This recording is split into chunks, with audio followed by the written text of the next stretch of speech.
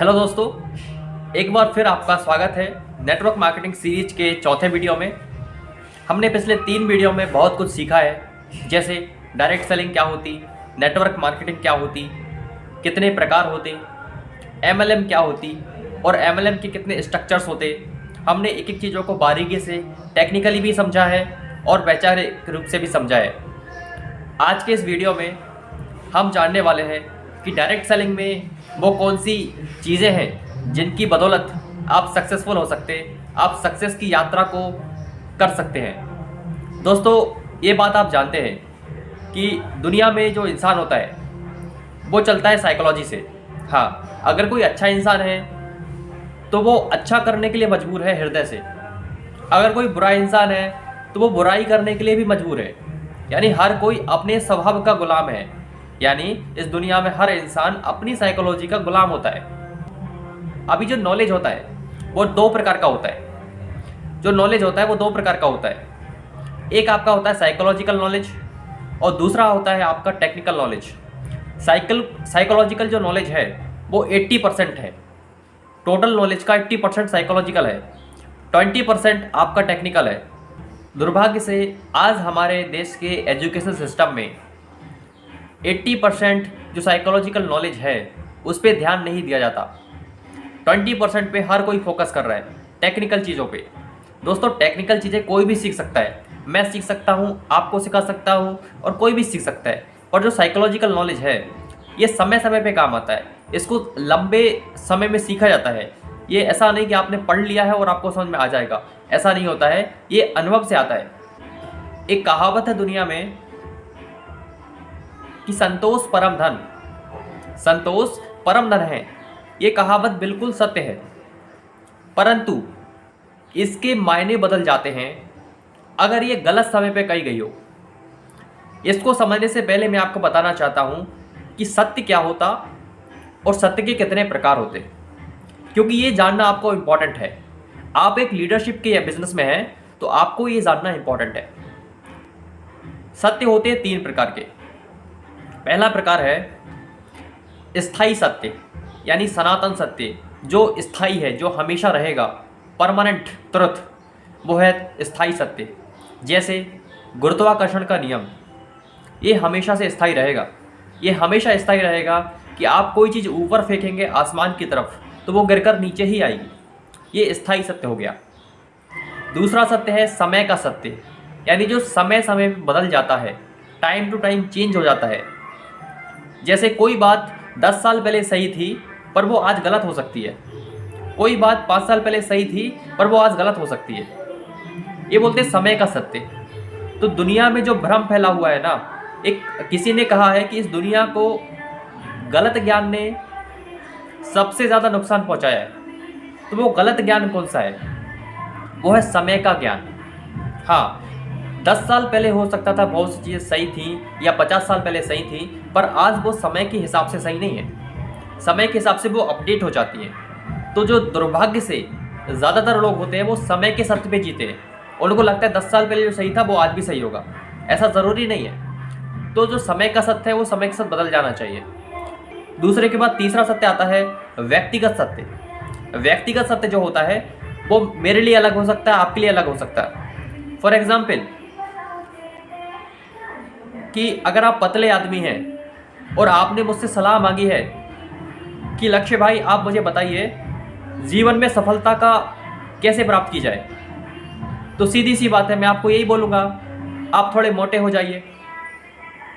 अगर आप मोटे आदमी हैं और मुझसे पूछ रहे हैं कि जीवन में सक्सेसफुल कैसे हो, तो मैं आपको यही सलाह दूंगा कि आप थोड़े पतले हो जाइए।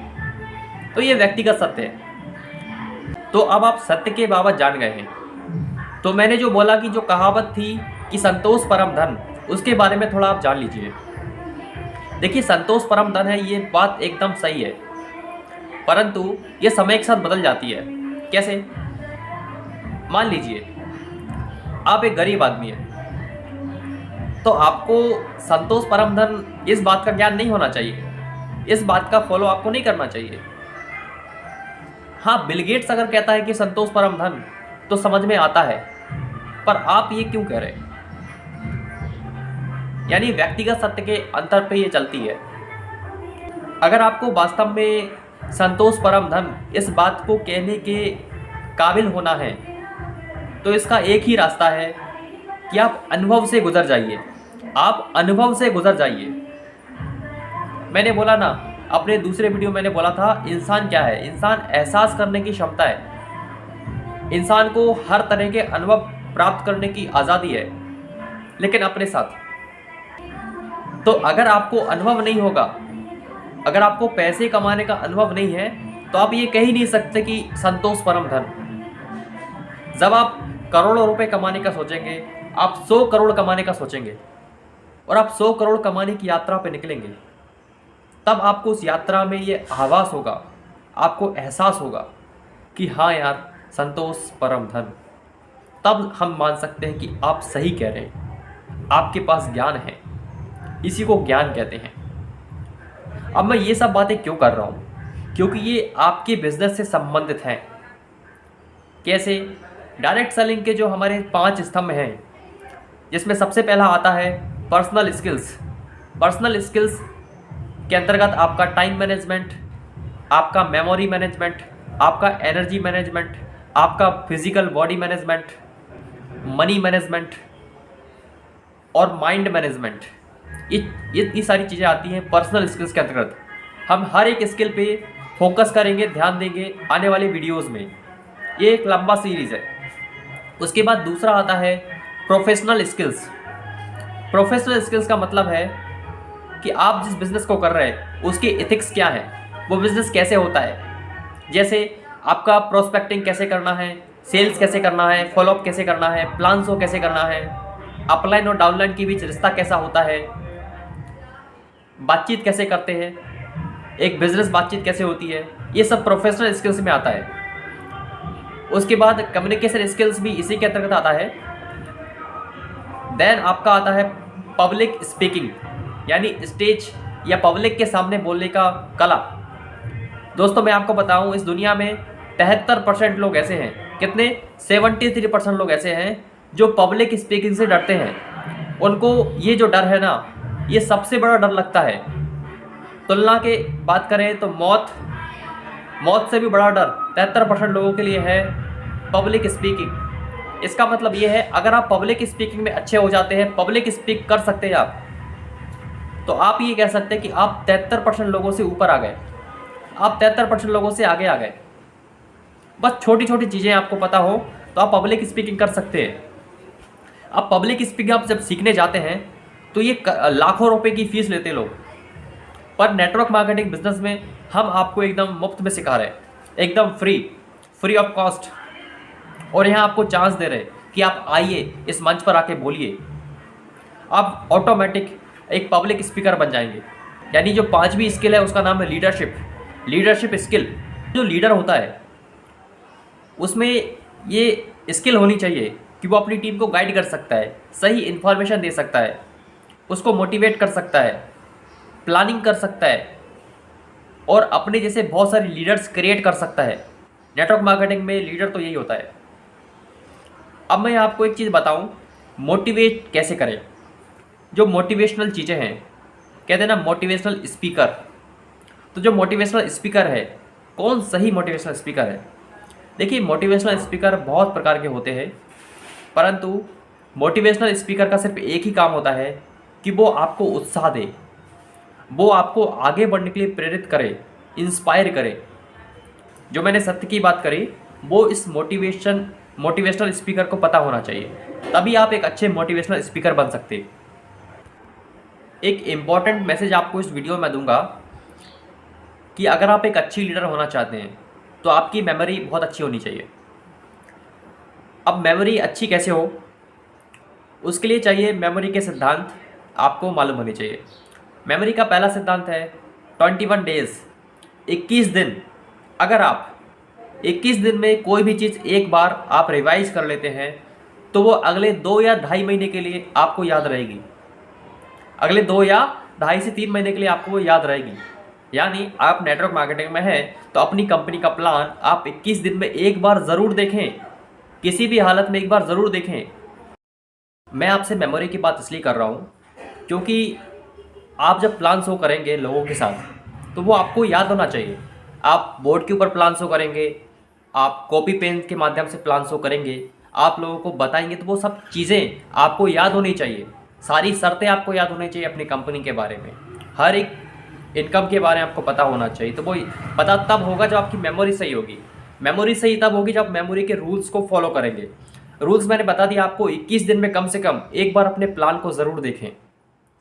अगर आप ये प्रक्रिया को 21 दिन की बजाय अगर हर सप्ताह करते हैं, वीकली करते हैं, तो ये लंबे समय के लिए आपके पास पड़ा रहेगा, आपकी मेमोरी में पड़ा रहेगा। तो ये मेमोरी का सिद्धांत है। हालांकि और भी सिद्धांत है, पर ये बेसिक फंडामेंटल है। और दूसरा इंपॉर्टेंस इसको मैं इसलिए दे रहा हूँ क्योंकि अब तक मैंने आपको जो कुछ भी बताया, जितने भी मैंने रूल्स और जितनी भी चीज़ें मैंने आपको बताई नेटवर्क मार्केटिंग की, और आगे हम जितना भी कुछ सीखने वाले हैं, वो सब आपको आपकी मेमोरी में होना चाहिए, तभी आप उसका यूज़ कर पाएंगे। कहते ना, आपने नॉलेज तो ले लिया, आपने इन्फॉर्मेशन ले लिया है, पर आप उस इन्फॉर्मेशन का यूज़ तब कर पाएंगे जब वो आपकी मेमोरी में होगा। जब आपकी मेमोरी में होगा तभी आप उसका यूज़ कर पाएंगे, तभी आप उस यूज़ करते वक्त आप उस चीज़ के अनुभव से गुजर पाएंगे। तो मेमोरी का दूसरा इंपॉर्टेंस इसलिए है कि जो कुछ हम दे रहे हैं आपको, वो आपकी मेमोरी में आ जाए। तो इसलिए जितना भी वीडियोस आपको मिल रहा है उसको आप 21 दिन में कम से कम एक बार रिवाइज ज़रूर करिए, तो आपकी मेमोरी वो स्थायी रूप से परमानेंटली सेव हो जाएगा। आपको अलग से मेहनत करने की ज़रूरत नहीं है।